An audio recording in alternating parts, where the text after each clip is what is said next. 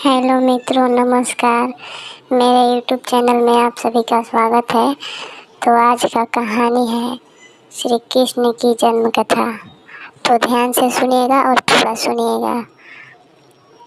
भाद्रपद कृष्ण अष्टमी को श्री कृष्ण जन्माष्टमी कहते हैं, क्योंकि यह दिन भगवान श्री कृष्ण का जन्म दिवस माना जाता है। इसी तिथि को घनघोर अंधेरी रात को रोहिणी नक्षत्र में मथुरा के कारागार में वासुदेव की पत्नी देवकी के गर्भ से भगवान श्री कृष्ण ने जन्म लिया था।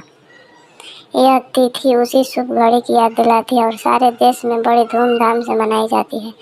जन्माष्टमी के दिन भगवान श्री कृष्ण की जन्म संबंधी कथा भी सुनते सुनाते हैं, जो इस प्रकार है। द्वापर युग में भोजवंशी राजा उग्रसेन मथुरा में राज्य करता था। उसके उत्तरदायी पुत्र कंस ने उसे गद्दी से उतार दिया और स्वयं मथुरा का राजा बन बैठा। कंस की एक बहन देवकी थी, जिसका विवाह वासुदेव नामक यदुवंशी सरदार से हुआ था। एक समय कंस अपनी बहन देवकी को उसके ससुराल पहुंचाने जा रहा था।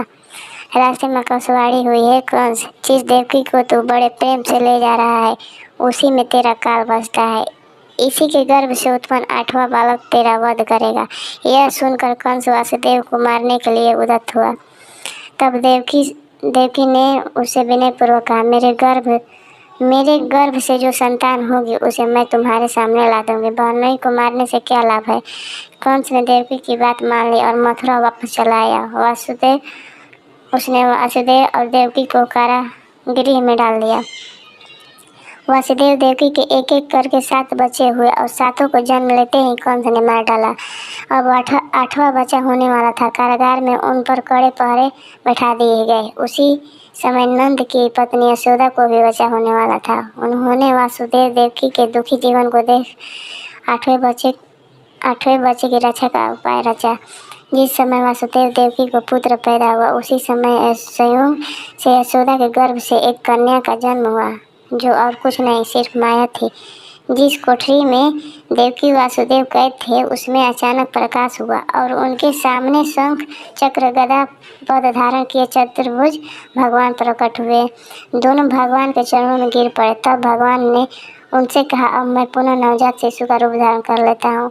तुम मुझे इसी समय अपने मित्र नंद जी के घर वृंदावन में भेज जाओ और उनके यहाँ जो कन्या जन्मी है उसे लाकर कंस के हवाले कर दो।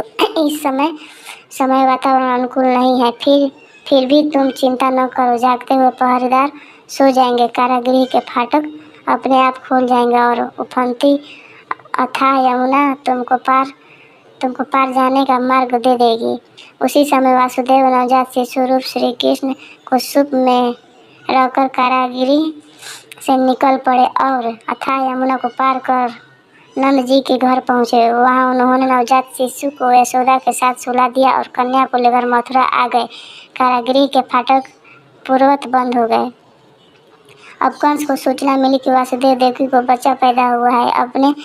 उसने बंदी गृह में जाकर देवकी के हाथ से नवजात कन्या को छीनकर पृथ्वी पर पटक देना चाहा, परंतु वह कन्या आकाश में उड़ गई और वहाँ से कहा, अरे मूर्ख, मुझे मारने से क्या होगा। मुझे मारने वाला तो वृंदावन में जा पहुँचा है। वह जल्द ही तुम्हें तेरे पापों का दंड देगा। यह है कृष्ण जन्म कथा। तो कैसा लगा कथा दोस्तों, बताइएगा। धन्यवाद।